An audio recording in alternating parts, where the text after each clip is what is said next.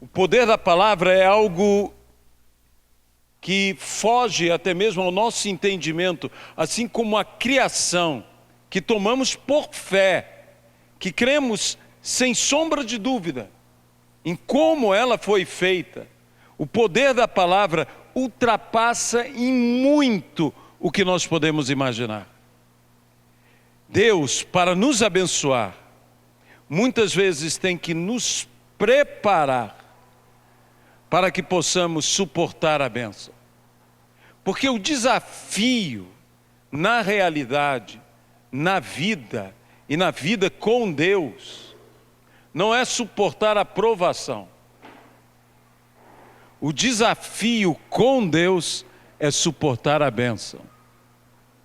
Porque a provação em lugar nenhum das Sagradas Escrituras é maior do que nós.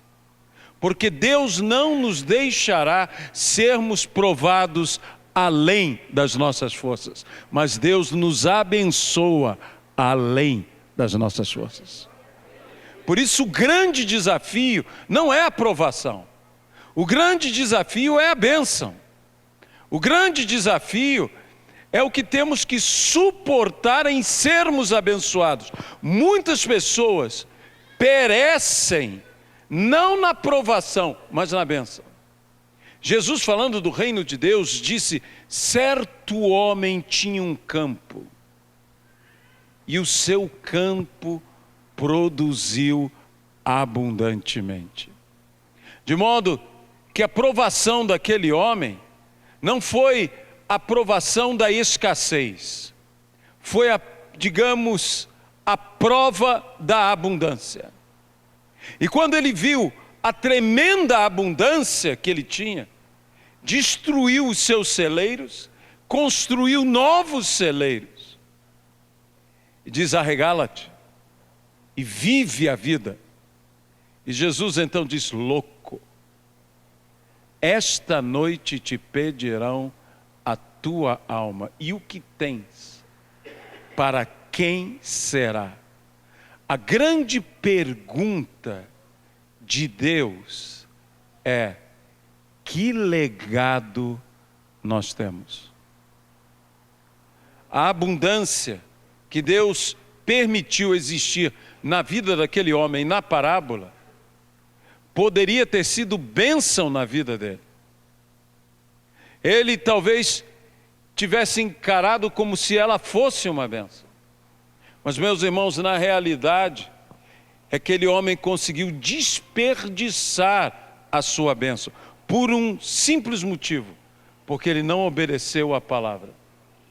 A palavra diz que no momento em que Deus vai nos abençoar os nossos campos, nós temos que esvaziar os nossos celeiros, não destruir os nossos celeiros. Porque quando o momento da colheita chegava, o celeiro tinha que estar totalmente vazio. Isso quer dizer que os ricos deveriam dar aos pobres. E se isso não fosse feito, se não houvesse essa justiça, que é baseada na misericórdia e no amor fraternal, Deus cobraria alto. Deus não anularia a produtividade do campo. Deus quitaria a vida do dono do campo. Isso tudo está nas Sagradas Escrituras. E nós, muitas vezes, não nos atemos. 7 anos dentro das Sagradas Escrituras são um período, e que se chama o período sabático. E o 7º ano era um desafio de fé, porque era o ano do descanso. Muita gente fala que era para o solo descansar, mas não era apenas o solo que descansava. As pessoas descansavam, porque não trabalhavam a terra. O ano sabático existia, assim como o ano do jubileu, para que as pessoas aprendessem a descansar, não no fruto do seu trabalho, mas em sua própria fé. Porque diz que eles deveriam não produzir naquele ano. Isso significa dizer que o ano que antecederia deveria ser tão produtivo que pudesse sustentar aqueles 2 anos. E é por isso que quando Deus nos dá uma promessa como esta que foi dada a vocês, que serão mais 7 anos agora de abundância, e eu até brinquei com o Hélio e disse, vocês estão na contramão do Egito. Porque para o Egito, Deus deu primeiro a abundância, para depois dar a escassez. E pelo que o apóstolo Hélio me falava, disse, primeiro veio a escassez, para agora Deus nos dar a abundância. Quando Deus te dá a abundância, antes de te dar a escassez, Ele tem um propósito. O propósito é para que você, sendo sábio na abundância, passe pela escassez como se estivesse em abundância. Foi o que José fez. Mas quando Deus te dá a escassez antes da abundância, é para que na escassez você seja fiel no pouco, para que Deus possa te estabelecer no muito. Estes são os motivos. E assim foi que o Senhor preparou um certo grupo de pessoas, a saber, Davi e os seus valentes. E o lugar onde Deus os preparou foi numa caverna chamada Adulão. E de Adulão, ou você sai herói, ou sai rei. Porque é em Adulão, na escassez da caverna de Adulão, é que Deus te prepara para poder reinar sobre a terra. Quando Deus envia escassez antes, é que Deus está nos preparando para governar, para reinar. Veja, a escassez de Deus é diferente, porque o Senhor toma o seu povo, um povo inteiro, uma nação toda, e faz passar pelo deserto. O deserto é tido como um lugar de escassez, mas o Senhor, na escassez, provia a todos eles. Se tinham sede, a rocha dava água. E se tinham fome, o maná diariamente vinha dos céus. E dessa forma, eles eram alimentados. Eles foram um povo que aprenderam a caminhar numa dependência total de Deus. Na escassez, não quer dizer que você tenha que viver literalmente a escassez. A escassez está ao seu redor, mas a providência está contigo. A providência de Deus. E nisto, você vai aprendendo a depender totalmente do Senhor. Eles aprenderam de tal maneira que a Bíblia diz que nem o sol e nem a lua molestariam o justo. E aquele povo aprendeu e viveu como um povo que nem o sol, nem a lua os molestavam. Por quê? Porque durante o dia havia uma coluna de nuvem. E a Bíblia diz que era uma coluna escura e densa de nuvens. Quando você tem uma coluna escura, uma coluna densa de nuvens, onde existe uma expressão muito estranha para nós, que fala da escuridão escuridão da glória do Senhor, que é essa nuvem escura. Isso significa que quem olhasse aquele povo, olhava uma nuvem escura em cima das suas cabeças no deserto. Ou seja, eles caminhavam na iminência da chuva. No deserto. Você sabe o que é você caminhar no deserto, na iminência da chuva? É a iminência da mudança radical da realidade do deserto.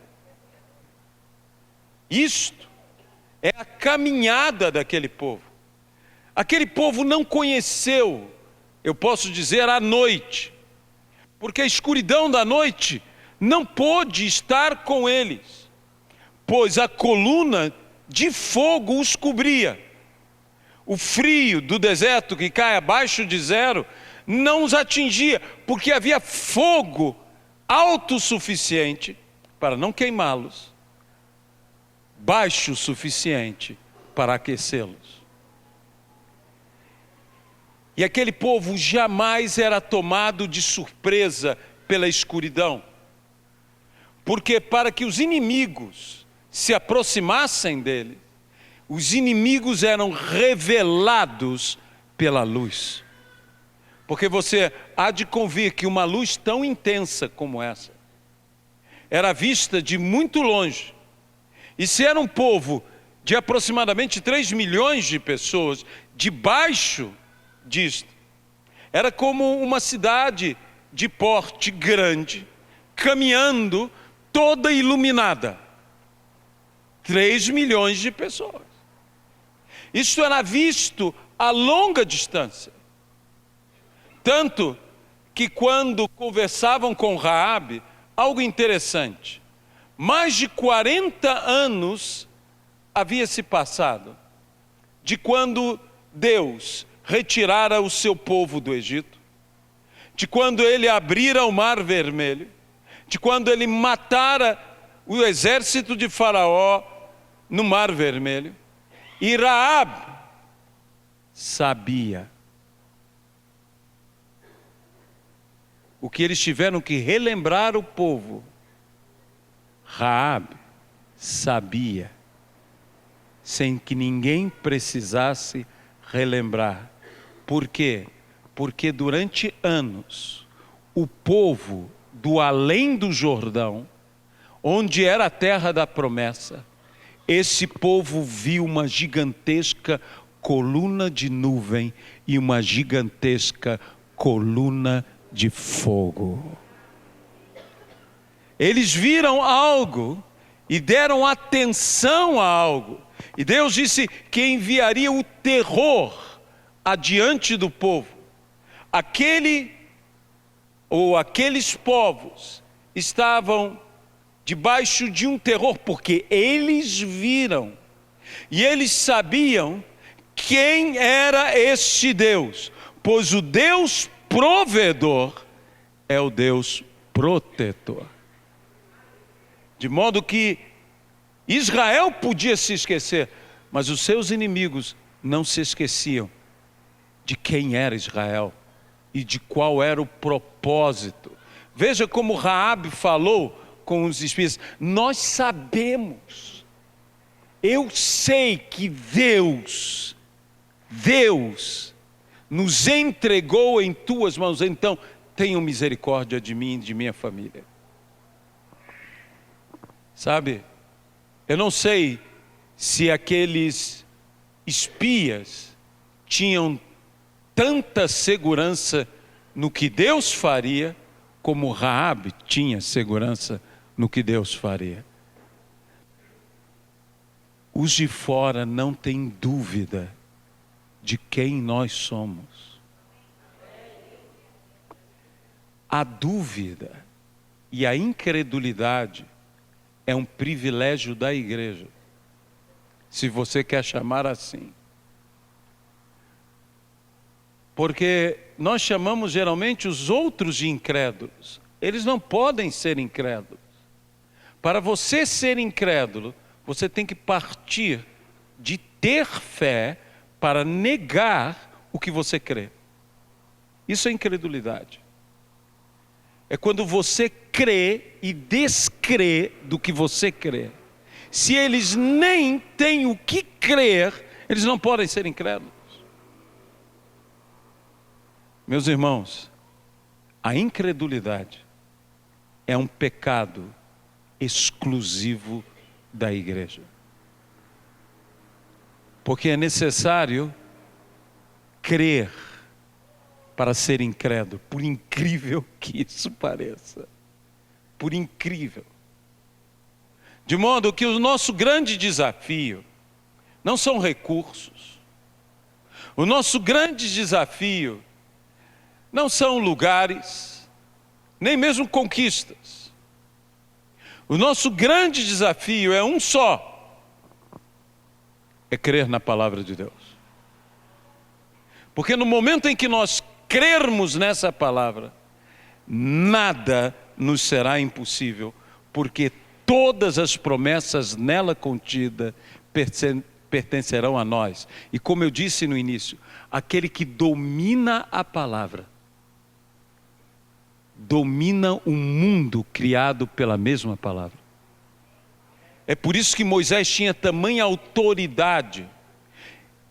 É por isso que o profeta, símbolo de profeta, que é Elias, tinha tamanha autoridade. Ambos, autoridade do que dos elementos, autoridade na natureza, autoridade de abrir mares, autoridade de fechar céus. Só alguém que domina totalmente a palavra pode dominar totalmente o que a palavra criou. E nós, se entendêssemos isso, entenderíamos o grande desafio que temos pela frente. Foi por isso que o Senhor disse a Josué: venha comigo ao livro de Josué. Josué, capítulo de número 1. Josué, capítulo de número 1.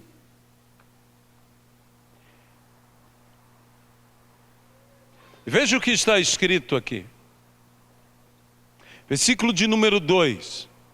Moisés, meu servo, é morto. Dispõe-te agora, passa este Jordão, tu e todo este povo, a terra que eu dou aos filhos de Israel. Todo lugar que pisar a planta do vosso pé, vô-lo tenho dado, como eu prometi a Moisés. Não é fácil entrar numa nova fase. O próprio Moisés ouviu da parte de Deus, no 38º ano, que eles caminhavam pelo deserto. E Deus disse a Moisés: basta, Moisés, basta de rodear este monte, como vocês têm feito. Dispõe-te agora e começa a pelejar contra os teus inimigos. Chama-os à batalha. E Moisés começou então a lutar, e eles dominaram o que se chama as terras aquém do Jordão, o que pertenceram às duas tribos que ficaram com aquelas terras. As terras aquém do Jordão foram conquistadas antes mesmo dos 40 anos. Sabe, porque quando Deus te dá uma promessa, Ele, quando começa a vivenciar a promessa na sua vida, Ele te dá sempre mais do que Ele prometeu. Então, como Deus prometeu as terras além do Jordão, Deus começou a dar para eles as terras aquém do Jordão, antes da travessia do Jordão. Mas veja bem, Deus não nos liberta apenas de vícios. Deus nos liberta de hábitos. Vícios são costumes que nos prejudicam. Hábitos não. Hábitos são apenas costumes que não nos fazem mal algum. São modus operantes nossos. Não estava mal daquele povo rodear o monte. Foi Deus mesmo que mandou aquele povo rodear o monte. Mas no 38º ano em que eles rodeavam o monte, 2 anos antes de se terminar o tempo para que entrassem na terra prometida, Deus disse: basta. Porque, meus irmãos, o problema de hábitos é que hábitos geram para nós um lugar seguro. E esse lugar seguro nos impede de conquistar o que deveríamos conquistar. O comodismo é algo que vem na nossa vida, acima de tudo, por nos sentirmos seguros, no que nos sentimos cômodos. Eu espero não estar complicando no que eu quero dizer. Davi mesmo, quando fugia de Saul, foi à terra estrangeira, levou seus pais e os homens dele com ele. E Deus disse a Davi: não fiques nesse lugar seguro. Volta para Israel, para um lugar perigoso. Eu não sei o que você diria se Deus falasse isso com você. Você tem que ter muita fé para que Deus te diga: sai do lugar seguro e vai para o lugar inseguro. Você já imaginou? O lugar inseguro pode ser bom? O lugar de insegurança é o lugar de desafio. E sem acatar ou atender desafios, você não terá conquistas. Então Davi tinha que sair, e a Bíblia diz que Davi saiu daquele lugar seguro. Foi por isso que Deus disse a Moisés: basta de rodear. Moisés poderia dizer: mas foi o Senhor que nos mandou. Deus retrucaria: eu mandei, mas agora basta.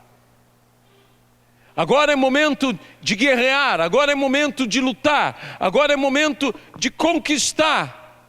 Estes que eram crianças, já não são mais crianças. Muitas vezes, o Senhor só não nos está dando o que Ele gostaria de nos dar por um só motivo: pela nossa infantilidade. Meus irmãos, a maturidade, o amadurecimento é algo importantíssimo para o projeto do propósito de Deus. Jesus não veio a este mundo só para morrer por nós. Embora essa frase seja linda, Ele veio para morrer por nós, e é verdadeira. Se era só para morrer, quando Herodes quis matá-lo, porque ele não se deixou matar? Porque Deus mandou ir para o Egito, para chamá-lo do Egito? Porque Deus o deixou crescer? Porque ele tinha que alcançar 30 anos? Porque Jesus não nos veio apenas dar a sua vida por nós. Jesus veio dar a sua palavra a nós. De modo que ele não poderia simplesmente morrer por nós. Ele primeiro teria que lançar toda a sua palavra, para em cima da sua palavra lançar o sacrifício. Ele precisava enviar-nos toda a palavra redentora e salvadora, a palavra do reino, o evangelho do reino de Deus. Jesus tinha que crescer o suficiente para, sendo homem, ministrar como homem, e até hoje a ministração dele está em nossa vida. E o que acontece? Por isso, nova aliança, um novo momento. E Deus chega a Josué e entrega a ele um novo momento. E para você viver um novo momento, você tem que ter algo essencial: disposição. Dispõe-te, tu e todo este povo, porque eu farei que através de ti, todo esse povo receba o que eu prometi a ele dar. Deus promete sempre a um povo. Mesmo quando Ele promete a um homem, Ele está prometendo a um povo. Ele falou a Abraão, e as promessas de Deus a Abraão é a promessa aos descendentes de Abraão. Sejam os descendentes de Abraão pela sua linhagem, sejam os descendentes de Abraão como nós pela fé, enxertados. Isto é que somos. Mas as promessas são dadas a um povo. Deus fala a um povo. Deus fala a um grupo. E aqui nós encontramos no versículo 7 algo que Deus disse a Josué que me chama muita atenção. Tão somente ser forte e muito corajoso. Um homem que está pronto a empreender um desafio como este, uma luta como essa, uma conquista como essa. Deus diz: ser forte e muito corajoso. Não apenas corajoso, muito corajoso. Deus está pedindo algo além de uma coragem normal. Ele está pedindo uma coragem excessiva. Mas não era para lutar. Veja o que diz aqui: para teres o cuidado de fazer segundo toda a lei que o meu servo Moisés te ordenou. Dela não te desvies, nem para a direita, nem para a esquerda, para que sejas bem-sucedido por onde quer que andares. Não cesses de falar deste livro da lei. Antes, medita nele dia e noite, para que tenhas cuidado de fazer segundo tudo quanto nele está escrito. Então farás prosperar o teu caminho e serás bem-sucedido. A Deus seja a glória. Veja bem, força e coragem para estudar, para entender, para viver a palavra de Deus. Não era força e coragem para lutar contra os inimigos. Era força e coragem para estudar, para viver, eu posso até acrescentar, ensinar toda esta palavra. O que Deus estava exigindo dele era força para estudar a palavra. Era coragem para estudar a palavra. Meus irmãos, às vezes nós desperdiçamos nossas forças. Deixe-me dizer uma coisa. Para vencer o inimigo, isso vai parecer estranho. Deus não precisa das nossas forças. Deus não precisa, nem mesmo da nossa coragem. Deus não necessita nada disso. Quando Deus chamou Moisés, Deus não chamou Moisés na plenitude da força dele. No tempo que os homens já estão se aposentando é que Deus começou a carreira de Moisés. Aos 80 anos Deus chama Moisés. Moisés tem um cajado na mão. Deus pergunta: Moisés, o que você tem em tua mão? Moisés diz: um cajado. Sabe, Deus nunca te pede o que você não tem. Tem muita gente que fala com Deus: nós não podemos fazer isso porque nós não temos aquilo. Deus não precisa de nada disso. E eu chego a crer que Ele também acha que nós não precisamos. Porque Moisés não precisava de um exército, Moisés não precisava de juventude, Moisés não precisava de nada do que eu, no lugar de Moisés, argumentaria com Deus.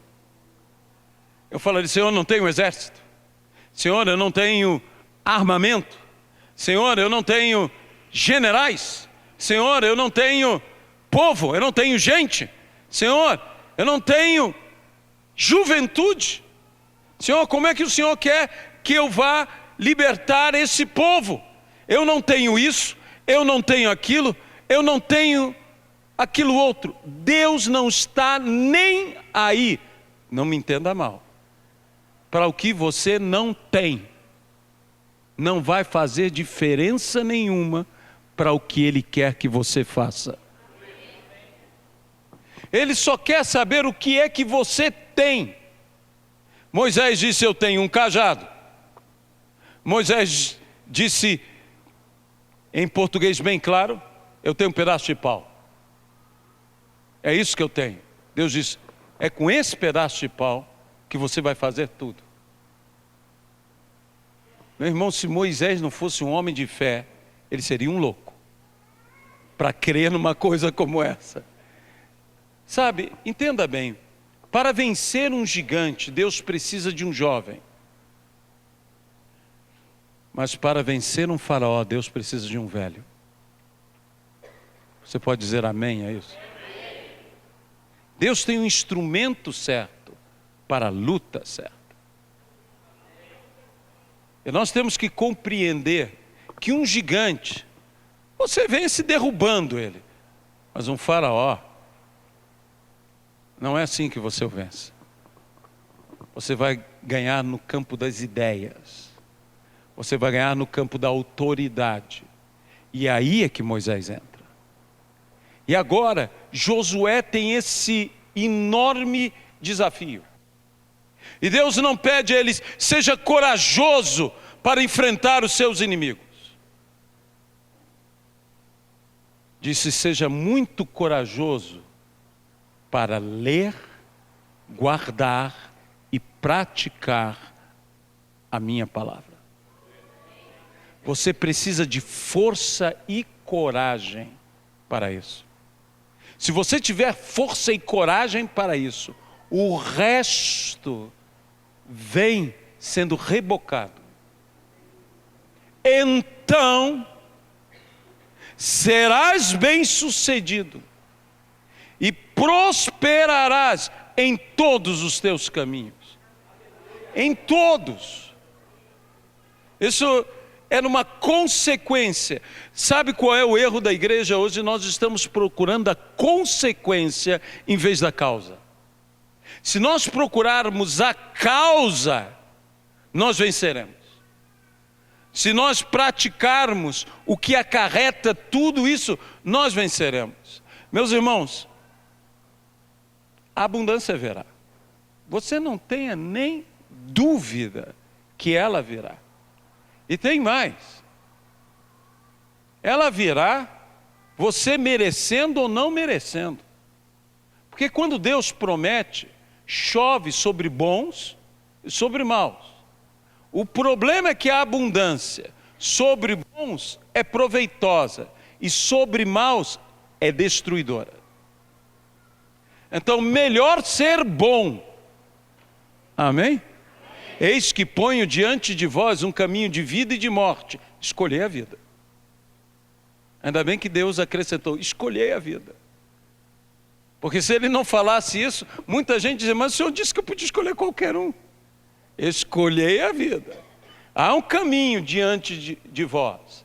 Quando a bênção do Senhor vem, com a bênção do Senhor vem o desafio. Eu disse que Deus não precisa de nossas forças para vencer o diabo. E não precisa mesmo. E nós não podemos utilizar, tem gente gastando as suas forças com o diabo. Com o diabo você não gasta as forças. As suas forças você deve gastar em outra coisa. amarás ao Senhor teu Deus com todas. Você está me ouvindo? Todas as suas forças. Se você está gastando força com o diabo, deixe-me dizer uma coisa, você está desperdiçando força para amar a Deus. Mas, e como é que eu vencerei? Quando eu sou fraco, aí então é que eu sou forte. Porque a tua graça me basta. O teu poder se aperfeiçoa na minha fraqueza. Meus irmãos, para vencer o diabo e para vencer os desafios, o que nós precisamos é de graça. Amém? Não de força. Recursos não querem dizer nada. Sabe, eu não sou um homem endinheirado. E não sei se algum dia serei. E para falar a verdade, não tenho ambição nenhuma de ser. Tem gente que quer ser. Eu não tenho problema, pode ser. Que meus valores são outros. Eu não estou dizendo que eu sou melhor. Eu estou dizendo que eu sou assim. É diferente. Eu prefiro, como o apóstolo Paulo fala, eu nada tenho, mas eu possuo todas as coisas. Pior são os que têm tudo e não possuem nada. Porque a questão de possuir é questão de autoridade. O grande problema dentro da igreja é o problema do ter e do ser. A igreja tem hoje falado muito sobre o ter, mas a essência da Bíblia é sobre o ser. Quando Deus está tratando com você e comigo, Ele está preocupado não é com o ter, Ele está preocupado com o nosso ser, com quem somos. Quando você coloca o teu foco no ser, então as coisas mudam.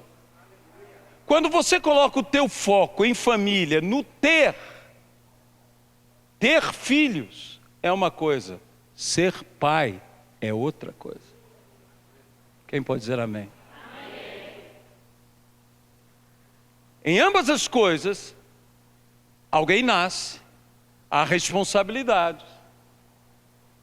Mas muitas vezes nós estamos tão enfocados no ter, e esse é para mim um dos exemplos máximos. Não basta ter filhos, é necessário ser pai.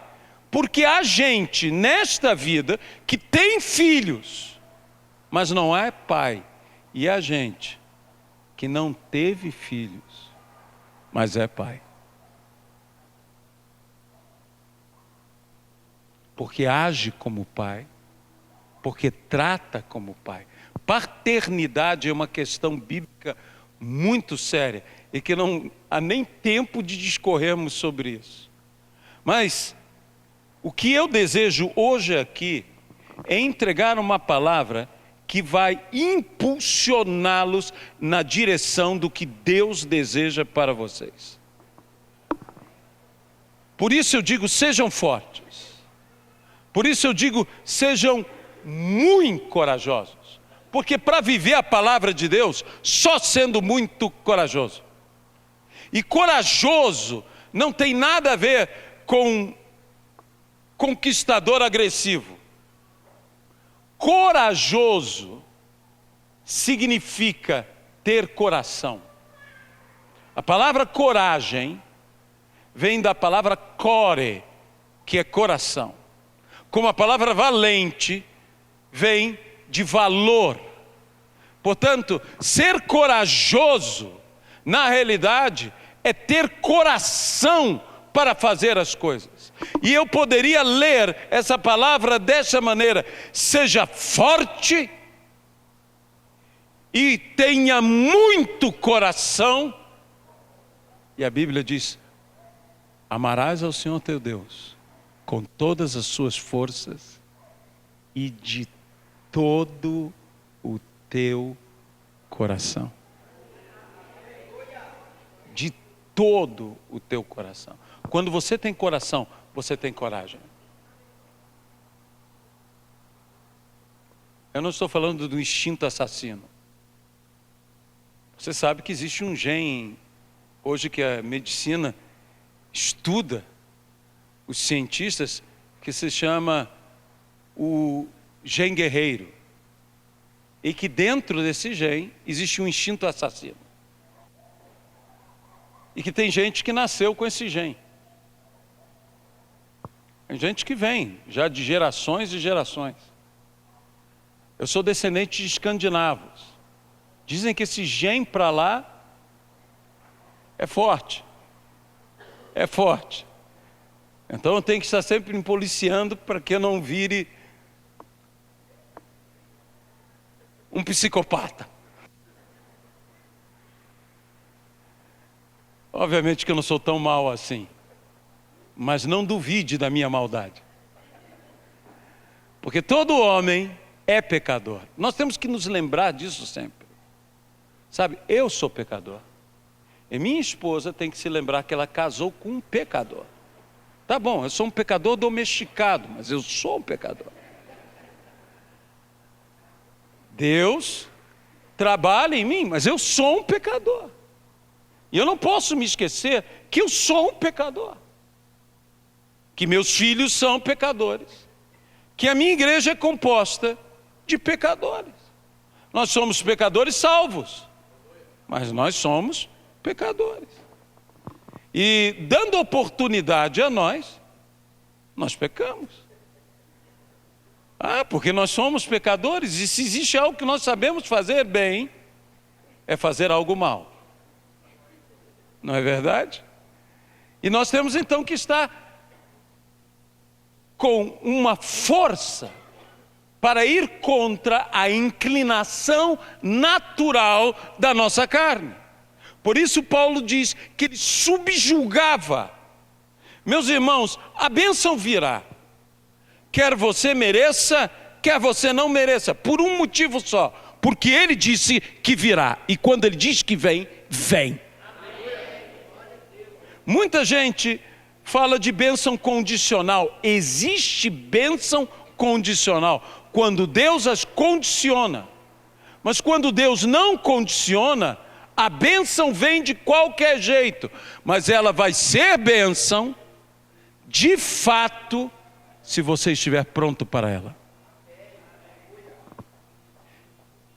É por isso que Deus nos deixa passar por provações e por limitações. Por que os 7 anos primeiros? Por que tanta luta? Por que as coisas tinham que ser como tinham que ser? Sabe, Deus permite dificuldades na nossa vida para que nós possamos sobrepujarmos tais dificuldades. E, sobrepujando as dificuldades, fazermos ou executarmos realizações sólidas, de modo a estarmos prontos para receber o que Deus quer nos dar. Deus quer nos abençoar, mas às vezes antes de nos abençoar, Deus faz uma coisa muito interessante, Ele piora as coisas. Eu não sei, o Hélio eu tenho certeza que tem experiência disso. Eu não sei qual é a tua experiência nisso, mas que quando Deus diz, eu vou te ajudar, você, aleluia! Você não tem ideia do que você está se metendo e no que você vai ser metido. O povo de Israel estava lá, Deus nos libertou, glória a Deus! Sabe, nós tratamos às vezes algumas coisas como se fossem um final, e não são um final, são um início. A Bíblia fala de semear e de colher. Você já viu as pessoas plantando sobre semear e colher? Semeie muito, para que você colha em abundância. Semeie pouco, e você colherá pouco. Não semeie nada, você não colherá nada. Não é isso que nós dizemos? A Bíblia não fala nada disso. A Bíblia diz que às vezes eu não semeio e eu colho. Porque eu vos envio para colher o que vocês não semearam. Outros semearam e vocês colherão. Ih, meu Deus, já começou a confusão. A Bíblia também, então, está dizendo que às vezes você semeia para que outros colham. Eu semeei, mas eu não vou colher, outros é que vão colher. E tem gente que quer o imediatismo, ele quer colher. Mas o pior de tudo é que tem gente que semeia e colhe e diz, glória a Deus, eu colhi. Gente, a colheita é o início. Depois de colher, você tem que juntar tudo em feixes. Juntando em feixes, você tem que carregar. Carregando, você tem que empilhar. Empilhando, você terá que malhar o trigo. Malhando o trigo, você terá que moê-lo. Moê-lo, você terá que remoê-lo de novo. Você terá até que ele vire farinha. Virando farinha, você terá que agregar coisas a ele. Agregando coisas a ele, você fará massa. Fazendo a massa, você levará ao forno. Levando ao forno, você tem que esperar. Cozindo o pão, você vai tirá-lo. Tirando o pão, você come. Aí acabou. Amém? Gente, eu não sei quem inventou esse negócio.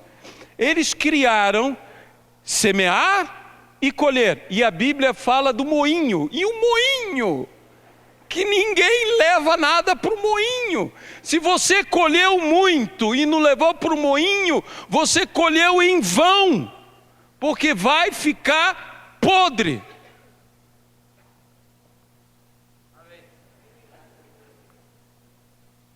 Deus vai mandar uma grande semeadura. E o que vocês vão fazer com a semeadura? Vão juntar em feixes, vão carregar no ombro, vão levar até o moinho, vão moer e vão moer de novo e moer até ficar farinha. Depois disso vão juntar a farinha, vão carregar a farinha, vão levar para a padaria. Na padaria vocês vão juntar o que tem que se juntar, leite, ovo, seja o que for. Dali vocês vão levar ao forno, vão ter que esperar estar pronto. Quando estiver pronto vocês vão tirar e aí vocês vão comer. A abundância que Deus vai mandar com um propósito. A minha pergunta é, o que você vai fazer com o que Deus vai te mandar? Todo mundo condena Josué, porque Josué disse, vamos parar de fazer guerra. Meus irmãos, existe uma hora que você tem que parar de fazer guerra. Se Josué não fizesse isso, ele não teria estabelecido o povo na terra. Ele não foi chamado apenas para vencer os outros povos. Ele foi chamado para estabelecer o povo na terra. Então construamos cidades, vamos edificar vidas, vamos edificar muralhas, vamos edificar casas. E eles começaram a construir. Porque guerra é uma operação de destruição. Nós temos que ter a operação de destruição, mas não adianta só destruir, porque de fato o que nós fomos chamados foi para construir. Esse é o problema de igrejas que às vezes só vivem em guerra espiritual, que no final eles não construíram nada, porque guerra é destruição, mas conquista é edificação. Nós não estamos aqui simplesmente para fazermos guerra. Nós estamos aqui para conquistar. Eu creio que Deus vai mandar para vocês 7 anos de abundância. E se você não crê, não muda nada, porque Ele vai mandar. Entende? Eu não estou querendo te ofender. Eu estou dizendo, se alguém não crê, faz mal. Deixa. Deus não tem problema com isso. Mas pastor, eu ouvi a minha vida inteira que tem. Certo homem disse a Jesus, eu creio, mas ajuda-me com a minha incredulidade. Sabe, Deus não tem que me ajudar com a minha crença, é com a minha incredulidade que Deus tem que me ajudar. Eu creio, mas ajuda-me com a minha incredulidade. Ou seja, Aquele homem fez um pedido muito bom. Porque existem certas coisas que nós não vamos acreditar mesmo. E deixe-me dizer uma coisa, milagre, para ser milagre tem que ser incrível. Sabe o que significa incrível? Impossível de crer. Porque isso é que é milagre. Porque se o milagre é creível, se o milagre é uma coisa plausível, desconfia que já não é milagre. Porque milagre que é milagre é algo que você tem convicção, porque não pode como negar, mas você sabe que não pode ter uma maneira razoável de acreditar que isso aconteceu. Deus vai fazer coisas inacreditáveis. É isso que o Senhor quer fazer. Por isso é que Ele vai romper, por isso é que Ele vai nos ajudar a vencer. Porque Deus não quer que você apenas realize coisas. Deus quer que essa igreja, que cada um de nós, possa realizar o seu máximo potencial. Veja bem, você não dará contas a Deus se você fez, mas sim se você não fez o máximo que você podia fazer.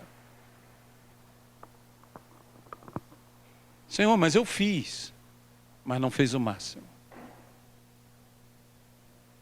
Nós geralmente falamos, eu fiz o melhor possível. Há alguns anos eu aprendi com Deus que o melhor possível não é o suficiente. Aprendi com Deus e aprendi também com minha esposa. Porque você pode perguntar a toda esposa se você fazer o melhor possível é o suficiente. Ela vai dizer não. E Deus vai concordar com ela que é não. Isso é que é o pior.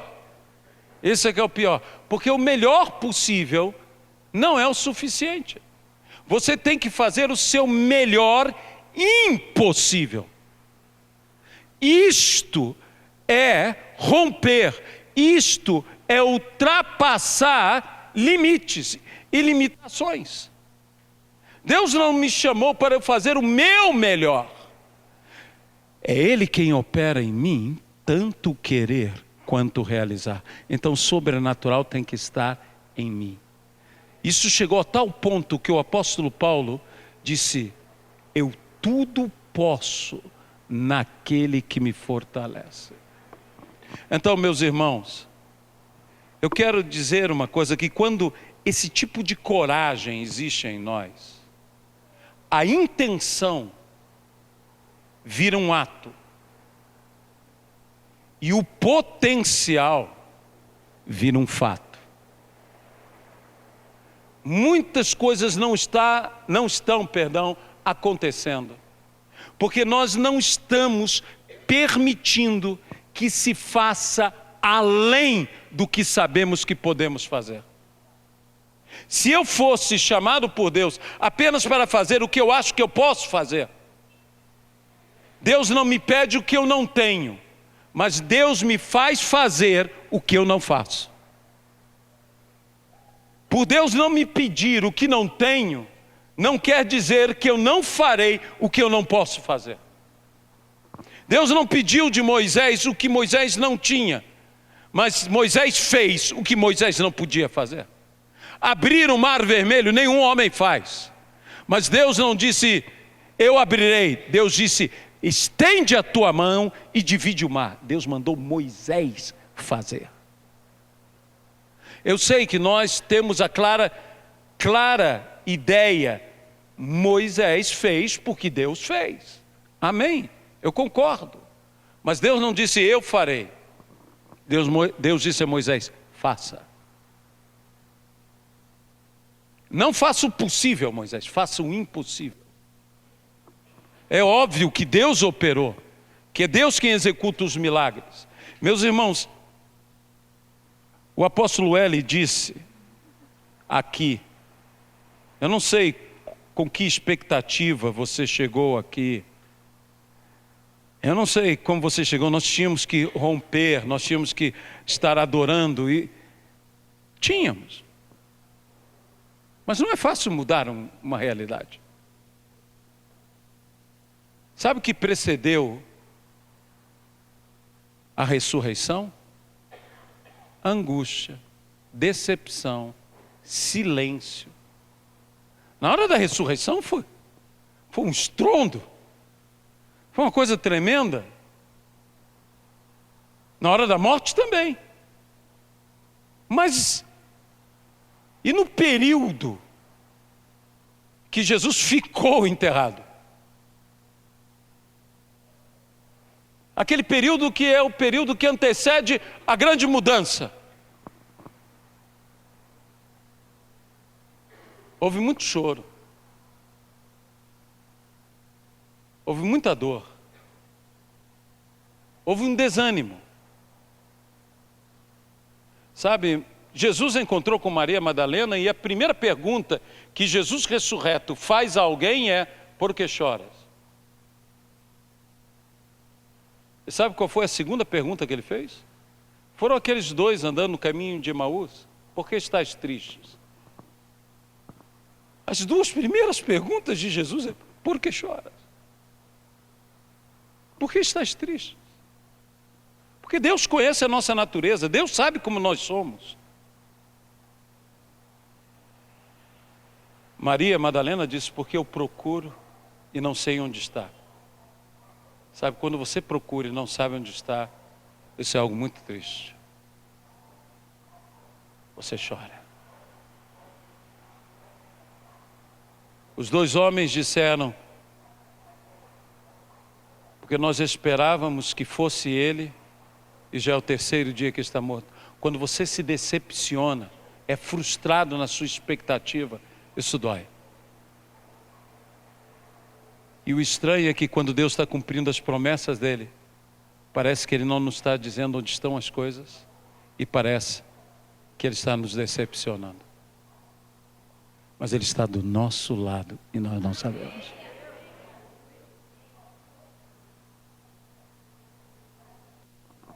Você sabe qual foi a primeira pergunta do primeiro rei de Israel? Como rei? Foram os homens de Jabes de Gileade, que diz que choravam. E Saul disse: por que eles choram?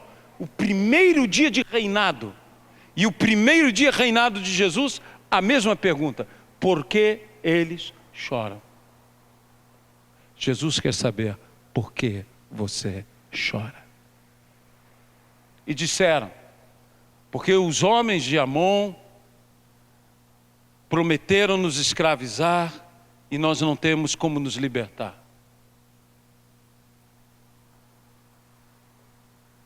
E a Bíblia diz: e o Espírito de Deus tomou a Saul. Não era Saul que estava falando naquele momento. Quando o Espírito de Deus tomou, ele fez uma atitude profética. E diz: amanhã,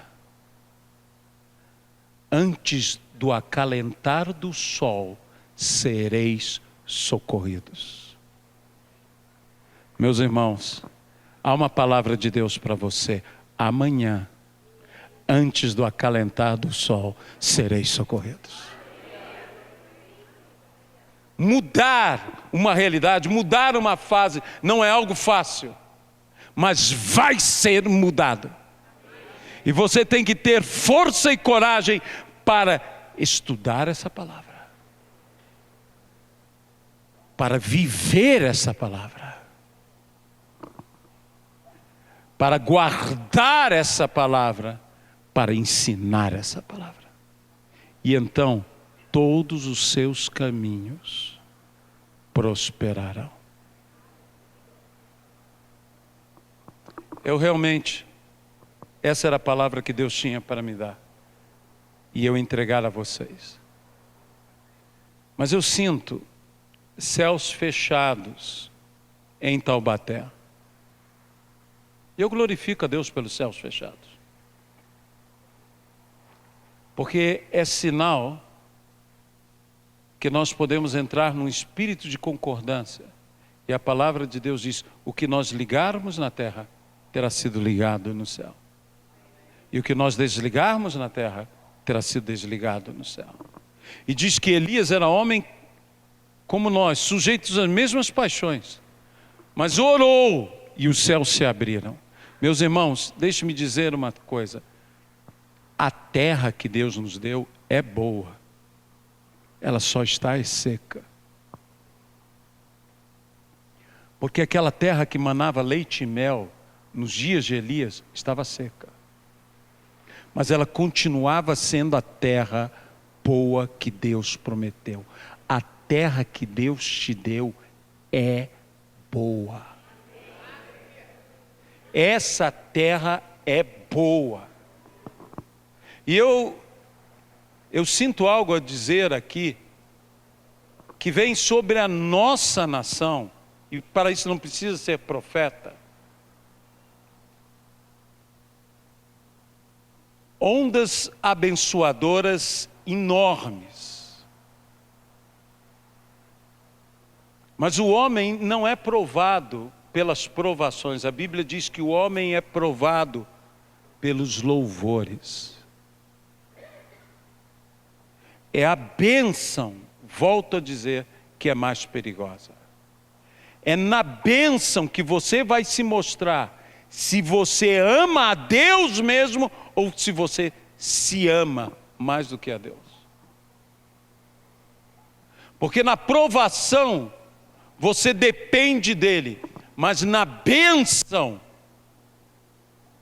às vezes, você se esquece dele.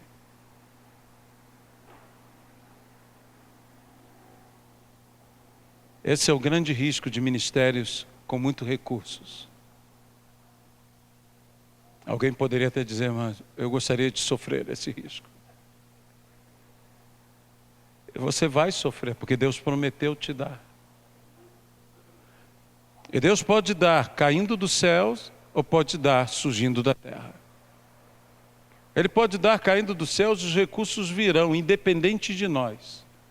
E Ele pode dar abençoando a todos nós. Ele pode te abençoar. Ele vai dar. O que Deus prometeu, Ele cumprirá. Pode ter certeza. Deus disse a Salomão que ele seria o homem mais rico e mais sábio. E teria paz em todos os dias. E mesmo quando ele construiu, contaminado o seu coração pelas mulheres que possuía, que ele construiu templos a deuses pagãos, Deus manteve a sua palavra. Mas há consequências.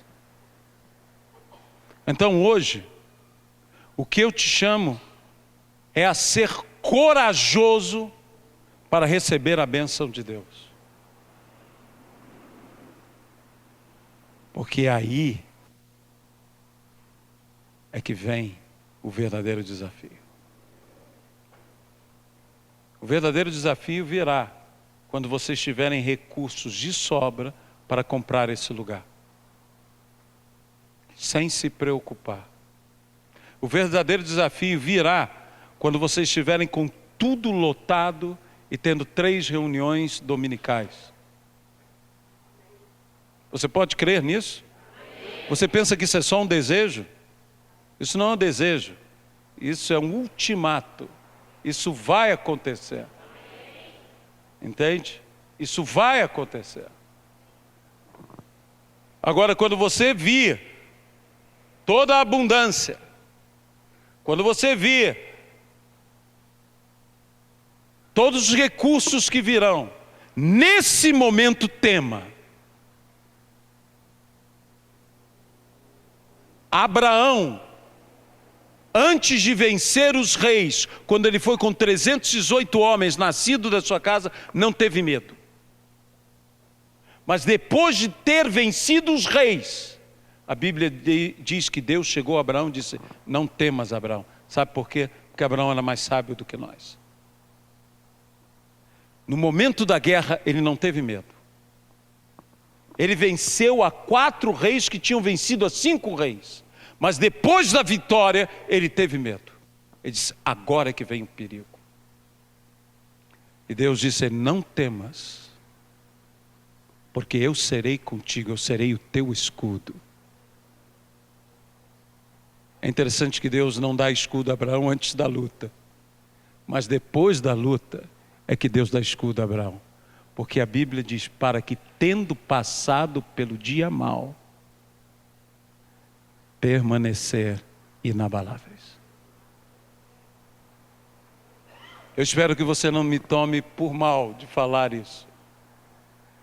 Mas é a bênção de Deus é que traz o maior dos desafios. A bênção do Senhor é que traz. Vamos orar ao Senhor. Vamos pedir ao Senhor que nós queremos ser fortes e muito corajosos para estudar, para viver, para ensinar esta palavra. Senhor nosso Deus, dá-nos força, dá-nos coragem. A bênção do Senhor virá. Os próximos 7 anos serão anos radicalmente diferentes a estes. Não é que não teremos lutas, não é que não teremos desafios, mas a tua promessa é de tempos extremamente abundantes. Então, Senhor, nós queremos te pedir que a tua abundância possa vir a nós verdadeiramente, mas que possamos estar prontos. E para isso dá-nos forças e muita coragem para estudarmos a tua palavra e guardarmos a tua palavra, para vivermos a tua palavra e ensinarmos a tua palavra. E então, Senhor, seremos bem-sucedidos. E todos os nossos caminhos prosperarão em Ti, ó Pai. Dá-nos a Tua bênção agora, pelo Teu poder, no nome de Jesus Cristo. Amém.